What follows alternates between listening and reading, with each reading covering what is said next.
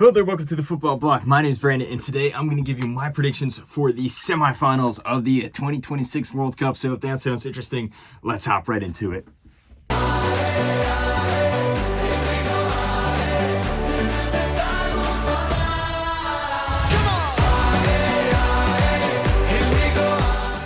So the semifinals are finally here. We only have 4 teams left in this World Cup before we come closer and closer to crowning the kings of the world for 2026.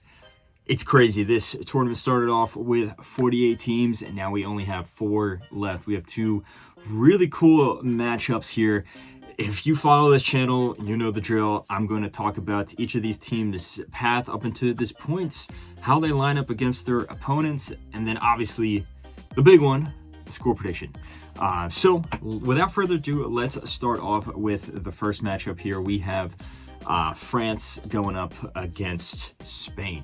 And like with this particular matchup and with the other matchup, these are 2 really cool semifinal matchups that have a lot of historical narratives about them, both in the sports and outside of the sports. And then also, as a result, no matter which way you have, no matter whichever teams line up against each other in the final, there's going to be some historical narratives in there as well, which is really cool. Not to mention, this is the first time that the top 4 teams in the world in terms of the FIFA rankings are the 4 teams in the semifinals, which is also a really cool fact. But it also really just fits into the general vibe of this World Cup, where all the big name players have shown up, all the big teams have shown up for the most part. But France versus England is an interesting game. Like I said, there's a lot of narratives here. This is a replay of the 2025 Nations League semifinal, which we saw last year, which is a crazy semifinal, ended up being 5-4. It's also a repeat of the Euro 2024 semifinal as well, which also produced some big moments there. Remember the famous goal from Lamine Yamal, where he really announced himself on the international stage there. And then also France and Spain have played each other at numerous times throughout football history. I think Euro 2012, they had a quarterfinal together.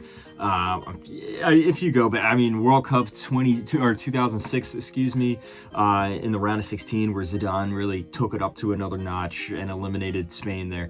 There's been a lot of really interesting matchups between these 2 teams here. And then this right here in 2026 is shaping up to be another one here. This might be a bit of a hot take, but I think this is the final before the final. I think whichever team wins this semifinal here will end up winning the 2026 World Cup. France has been the absolute best team throughout this whole tournament. Just if you look at how they play, the brand of football that they have, just how electric and how unstoppable they seem. No team has come up with basically a very functional way to stop them. They've been the best team. On the other hand, Spain also look really good. They have really grown into the tournament. They started off a little slow, but they have been growing into the tournament. And I think that besides Spain, they have been the best team throughout this World Cup. So it's really cool to see them face off in the semifinal here. And then, like I said, I think whoever goes on from this matchup here will probably end up winning the whole World Cup. So France in particular, they were drawn into a group with Senegal, Norway, and who was the last team there? Senegal, Norway, and Iraq. Sorry about that. How could I forget that game? That was actually the game I went to. But France started off, they looked a little shaky against Senegal. They ended up losing, not really playing well in the first 45 minutes there, but then it just clicked in the second half, and then they obliterated Senegal. It ended up being 3-1 on the night. Next game against Iraq, they beat them 3-0. It looks like they didn't really try too hard. It was a fairly easy game for France there, but we saw some fantastic interplay between Mbappe and Dembele. That's when that duo right there really started to click. And then you also started to see Olise playing in the center. Initially, the lineup had him in a different spot. Then Deschamps moved him into the center midway through the France-Senegal game. And then against Iraq, we got to see him as just a number 10 with all the space in front of him there. And that just clicked into form against Norway. Yes, Norway did play their second string players there, but still France, they had a whole host of chances and they won 4-1. They topped the group 9 points out of 9, scored a whole lot of goals. I scored 10 goals in 3 games there. There was some concerns defensively. They did give away a lot of chances. Senegal had a whole host of chances. Norway also had a whole host of chances there, but it felt like it didn't really matter because France would just outscore you. And that's essentially what happened against Sweden in the round of 32. Now, don't get me wrong, Sweden has a talented squad, but I think they were ultimately not a very good team this World Cup. In France, I think out of all the performances here, this was the best game that France played. It was nearly perfect. It was a 10 out of 10 performance there. And Mbappe scored 2 fantastic goals. They wiped the floor with Sweden, beat them 3-0. And then France's biggest adversity came up in the next game in the round of 16 against Paraguay. And Paraguay, they dug deep, they defended well, they had a very, very constricting game plan, which honestly almost worked. I would say out of all the teams that France played this World Cup, Paraguay is the one that gave him the toughest time. It ended up being 1-0. Mbappe scored after a penalty was awarded to France, but Paraguay made him sweat, and it was very tough. Panama also leading into the dark arts of football, as we know. They showed him some true Libertadores style, as I like to say. But ultimately, France was the better team. Clearly, they went through. Then they faced up against Morocco in a replay of the semifinal from the last World Cup in the quarterfinals there. And in this game, I think partly Morocco got a little unlucky just with the injury to Saibari. I think also the coach kind of got the tactics a little wrong, but France came out with a pretty comfortable 2-0 win. Very professional 2-0 win there. Morocco had some good chances going forward, but still, ultimately France was the better team there. Mbappe scored a fantastic goal, almost a little bit against the run of play in the second half there, and then from that moment on, it was off to the races. France show up to the semifinal scoring an insane amount of goals across its entire World Cup. Like I said, 10 goals in the group stage, and then 16 goals across all the games up until this point. Mbappe with half of those goals. Mbappe has 8 goals thus far in this World Cup. Dembele has either 4 or 5, I think, as well. And then if you look at Elisa, he has yet to score a goal, but he has 5 assists. He has been running the show from the midfield there, and then they can just also bring off guys like Barcola and Doué, who have both scored in this World Cup there. And then in the midfield as well, Kone has been very solid, very strong in my opinion as well. It's just a very star-studded squad overall. Yes, they do have some defensive weaknesses. They do give away a lot of chances, and you will have some opportunities to score. But no team has really been able to lead into that, with the exception of the first 45 minutes against Senegal, and then a little bit that Norway had. If Norway had played their full string squad, they probably would have grabbed a few goals. I don't think they would have won the game still, but they would have been able to grab a few goals there. But none of these other teams really challenged France, which I think Spain will have the opportunity to. You know, Iraq, of course, especially with Ayman Hussein going off injured 20 minutes in. Sweden was very dysfunctional. Paraguay don't have a whole lot of, attacking output, not to mention they were defending very deep. And then Morocco, Saibari was injured, and that kind of threw off their attack. So Spain is the first team that is very dangerous going forward, going up against France. So that will be a very interesting matchup there. Speaking of Spain, they were drawn into a group with Cape Verde, Uruguay, and Saudi Arabia. And in the first game against Cape Verde, they stumbled. They didn't really play all that well. They controlled the ball. They had a whole host of chances, but Vozinha had that fantastic performance there, and he was able to keep a clean sheet against Spain. They were held to a 0-0 draw.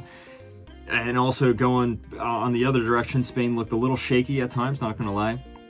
But then against Saudi, I mean, Saudi is a team that lines up perfectly against Spain. That the way that they play, their defense is not necessarily the most solid. Spain can easily pick them apart with their possession-based style. Spain wiped the floor with Saudi Arabia, beating them 4-0 there, leading them to their next game against Uruguay, which Uruguay needed a win at this point. They made it very, very tough. Alex Baena scored a very lucky goal because Muslera spilled it. But still, Spain go through. They top the group 7 points out of 9 possible points. At this point, they had yet to concede a goal, which would continue into the round of 32. where they played Austria. And then this is where Spain really showed up, in my opinion. They wiped the floor with Austria. It wasn't even close. It took a little bit for Spain's attack to click, but Oyarzabal has been in fantastic form. He scored 2 goals here. Pedro Porro, who's also been very, very good, scored another. And then you just saw the immense power of this Spanish midfield, where they can really hold on to the ball, and it's extremely hard to win it back once they get possession of it. They lack a little bit of the directness that we saw at the Euros, with Lamine Yamal and Nico Williams both coming off of injuries. Yamal has played more than Nico Williams, but still, it's not the same. But they, obviously, the stereotype with how technical their midfields are, you still see that there. They know how to suffocate you. And as a result, you don't get a whole host of chances just because you don't get a lot of the ball. And even when you do get a chance, Spain's defense has been really good. It's held up this whole time. Going into the quarterfinals, they had yet to concede a goal, especially after that game against Portugal, where I think Spain were the better team. They grinded Portugal down. It was very close. Portugal were a tough opponent, and that's a whole discussion for another video. I think Portugal was a little dysfunctional in their own midfield there, but Spain grinding them down. Mikel Merino came off the bench, scored a clutch goal, which he would repeat in the quarterfinal against Belgium. And at this point, Belgium was the team I think that played the best against France, and that's because Belgium going forward are a very potent attacking team. The few chances that the few chances that Spain will give up, Belgium was able to exploit on that. They scored the first goal against Spain here. Charles de Ketelaere with a really good header there. But still, Spain, with all this superior talent they were able to bring off, were able to just overwhelm Belgium. They won 2-1, leading them to this game here. And if you look at either of these teams here, I would say, in the scope of world football, they are the 2 biggest conveyor belts of talents. If you just look at how deep each squad is, who they can bring off the bench in any facet of the pitch, it is fantastic. It is really crazy to marvel at. Now, in terms of how you divvy up the pitch, France has been the best attacking team this tournament by a considerable mile. Mbappe, like I said, on 8 goals. That's insane. Spain is still very good going forward as well. We haven't seen the best of Yamal yet. He's still recovering from that injury. In my opinion, I would say he's at maybe like 50 to 60% capacity. It's just not the same. But, look, at the Euros, he exploded into life against France. Maybe that could happen here in this semifinal as well. Oyarzabal has been very, very good. Clutch so far. 4 goals, I believe, throughout the entirety of this tournament. The midfield, though, I think Spain is much better in the midfield. If you just look at the prowess of a guy like Pedri or Fabian Ruiz or Rodri, who is back in the same form that we saw him at the Euros, or at least close to that fantastic form that he replicated there. And then defense-wise, Spain is much better defensively. They've only conceded 1 solitary goal this entire World Cup. Now, like I said, France, they give up a lot of chances. They really only conceded 2 goals this World Cup, but they give up so much chances that you just expect that a team that is better going forward will be able to capitalize on that. So this game, I think, is going to be very, very close. Lots of areas of the pitch nullify the contrasting area for each team here, but I can't look past how strong France's attack is, in particular Mbappe. I've said that before in other matchups here. I thought it might be a little close against Morocco. It ended up being not as close as I thought it was going to be. But it's the repeat of that, in my opinion, here. I just can't look past how good Mbappe is right now. I'm going to side with France. I do think Spain is going to be able to exploit France's defense. I think they will score, but I'm going to say 2-0 to France here. Next up, we have a very, very fiery matchup. We have England versus Argentina. 2 teams that absolutely hate each other. There is a long footballing rivalry, but then there's also a whole, political rivalry as well between these 2 teams. If you're interested, I actually made a few videos on this. Feel free to check those out on my channel as well. But specifically on the football pitch, these 2 teams actually haven't played each other in over 10 years. The last time they played each other was 2005, which is crazy considering the history between these particular national teams as well. But besides that, there's been tons and tons of famous meetings there. There was the 1998 World Cup with the Beckham red card after his scuffle with Simeone, and then England got revenge on Argentina in the next World Cup in 2002 when they eliminated them, beating them in the group stage there. Beckham with the redemption arc there. Then also, you can't look past the 1986 World Cup, probably the most famous meeting between these two countries, probably the most famous game in World Cup history, with Maradona scoring the hand of God and the goal of the century, eliminated England, getting revenge for the Malvinas Falklands War, all that stuff. But even before then, you had the 1966 World Cup with Ratin getting sent off and England going on to eliminate Argentina and then win the World Cup on home soil. All that controversy there. So there's so much history here. All I hope is that this game is just as memorable, or at least half as memorable. And then there's also this whole narrative here as well, where you look specifically at Messi, right? How many people compare him to Maradona, and how many people before he won the 2022 World Cup were saying that, well, it doesn't matter how many goals he scores, doesn't matter how many Champions Leagues and Ballon d'Ors he wins, and everything he achieves with the club level. He hasn't won a World Cup, and Maradona won the World Cup, so Maradona's better. Then Messi goes and wins the World Cup, and then I would say most people still say that, or I would say most people have kind of changed their opinion and say that Messi's now the greatest of all time because he finally has that World Cup, as well as 2 Copa Americas, and his performances with Argentina have skyrocketed in the last few years. But if you're one of these older fans, especially if you're from Argentina yourself, one of the things that Maradona has that Messi doesn't up until this point is that game against England there. That famous game where he was able to basically single-handedly eliminate the eternal enemy for Argentina in the World Cup with the hand of God and the goal of the century. That is something that Messi doesn't have. It'll be interesting to see what happens here. If Messi, I don't know, if he's able to score a goal with his hand or something like that, that would be absolutely nuts. And at that point, though, yeah, look at this thing. At that point, though, if Messi is able to replicate that, I mean, there will be zero debate between Maradona and Messi up until that point. Speaking of Argentina, they have had a very interesting ride through this World Cup. Obviously, they go into this World Cup as a defending world champions, as a defending South American champions, consecutive Copa Americas there, under this coach, under this all this same group of players, the Scaloneta as they call it, and it was kind of a cakewalk in the group stage. They were drawn into one of the easier groups out of all the big teams. They wiped the floor with Algeria. They flattened Austria, and then with a second string squad, they easily beat Jordan. And then we saw Messi score in each of these games. He scored a hat-trick, his first ever World Cup hat-trick against Algeria, scored the 2 goals against Austria, and then also came off the bench and scored against Jordan. Argentina going into the knockout rounds without really being tested and also playing some great scintillating football, but again, they weren't really tested.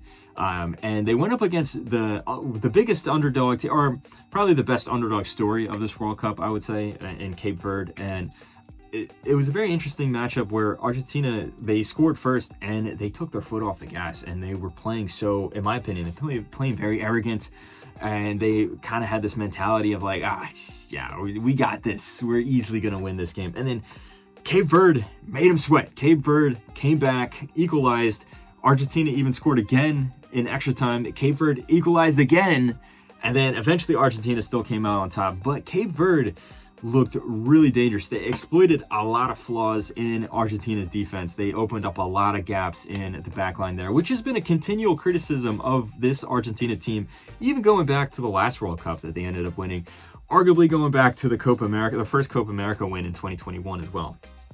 But going into the round of 16 there, Argentina went up against Egypt, and then everyone was saying, okay, well, Argentina, they had a bit of a scare against Cape Verde. Now they're fully waking up. They're going to flatten Egypt. That's what I thought as well. And that wasn't the case. Egypt raced to a 2-0 win. They were winning 2-0 up until the 73rd minute. And Argentina looked so pedestrian in this game. They looked so, like they couldn't be bothered. But then once that second goal went in, that's when they clicked into form, and they just dropped the hammer on Egypt. They scored 3 goals in quick succession.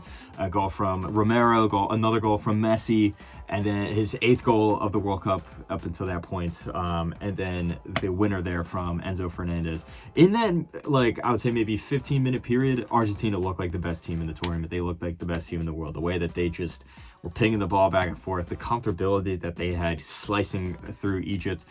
But you can't forget the first 70 minutes as well, where Argentina looked so bad. Now, that being said, they looked bad, but they didn't look desperate. They didn't look scared. And that is the mark of a top team. You see this all the time in club football with a team like, say, Real Madrid throughout the Champions League. It's a mark of a good tournament team where they don't necessarily play the best football at times, but they don't panic. They know that they'll find some way to win. There's just this aura of comfortability. That's what you see with this Argentina team, and it makes sense. They're the most experienced team in the world. Like I said, they're coming off of 2 Copa America wins, a World Cup win. We're in the middle of a dynasty here, and it's largely the same group of players.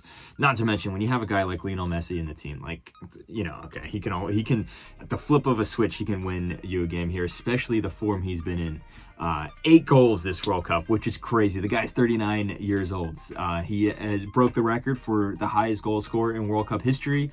Sure, Mbappe probably will break that record at some point, but at the moment, he has it on lock.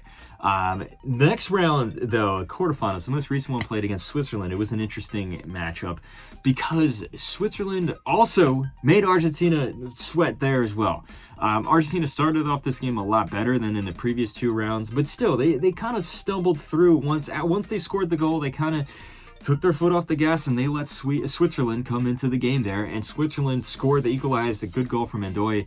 And Switzerland looked really good for a good chunk of that match there. It was looking like they were going to grab the go-ahead goal.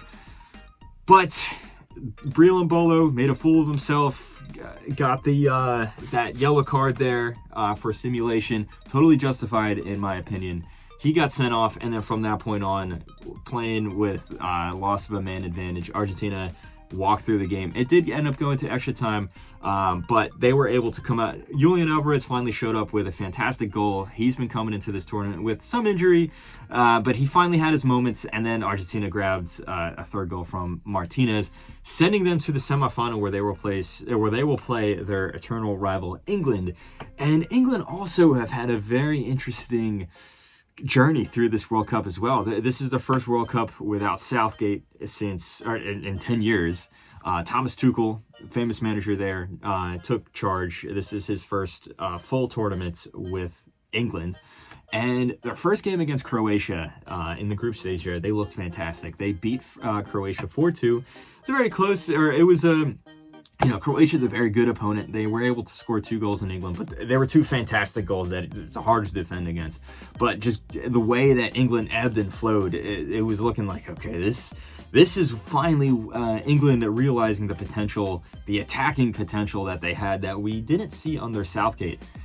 That being said, we have yet to see England play that brand of football since that game. And every game after that, it's kind of looked like a repeat of Southgate, in my opinion, which in some ways is a criticism because it's not the best football on display and England look a little shaky at times.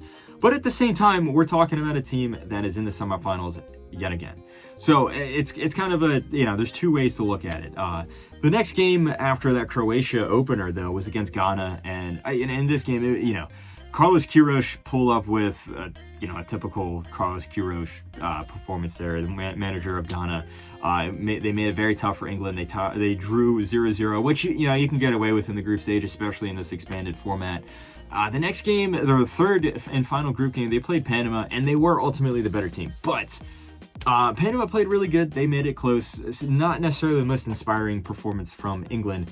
And things looked really shaky in the first game of the knockout rounds. Round of 32, they lined up against DR Congo, and DR Congo came out swinging. They scored a goal very early on in the game, and they held on to that lead for a long time up until late in the second half when Harry Kane showed up with 2 clutch goals in quick succession to win 2-1 and punch their ticket to the round of 16 there. Harry Kane, just like Mbappe and Messi and all these other players that we have mentioned, has been one of the absolute best players this tournament. He's in the running for the Golden Boot as well as the Golden Ball. He's been having a fantastic season for club and country, and that form has just carried right into this World Cup here. It is crazy to see. Like I said, one of the defining features of this World Cup is just how the best players in the world have shown up, which is funny because there really isn't like a young upcoming star to the same extent as previous World Cups, and part of the reason why is just there's no space. All the big players are really playing to their potential. And we saw that in the next round where Mexico had a really, really tough game against Mexico in Mexico City in the round of 16 there. And this time it was Jude Bellingham and Harry Kane who showed up. More so Jude Bellingham. Quick succession brace there, put Mexico to the sword. You know, Mexico, like I said, made it really tough on them. The atmosphere, the weather, the home advantage, they were using everything to their advantage there. And, you know, it looked tough. I think England was the better team on the night. They have a more talented squad as well.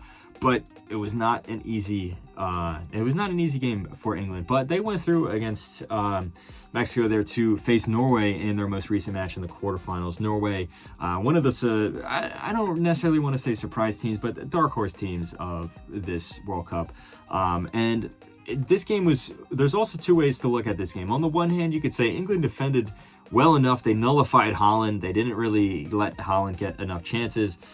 But I don't know, England they didn't have that spark there. Norway outplayed England for large parts of this game, especially after Norway got their opening goal, which, you know, was a bit of a lucky one. It should have been a cross, but it was kind of a bad cross that snuck its way in my opinion. That's what it looked like from shoulder up there.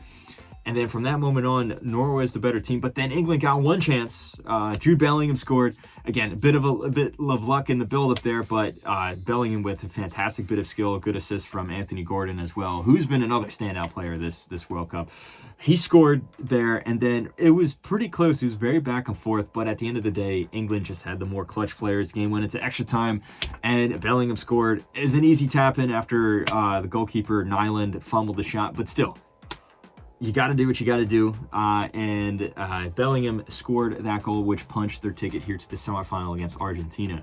And it's funny because, like I said, in the other semifinal there, I think it's the final before the final. France and Spain have been the two best teams this tournament. Not to say that England and Argentina are bad by any means, but they have very visible flaws. They look very shaky at times. They've been outplayed by several teams.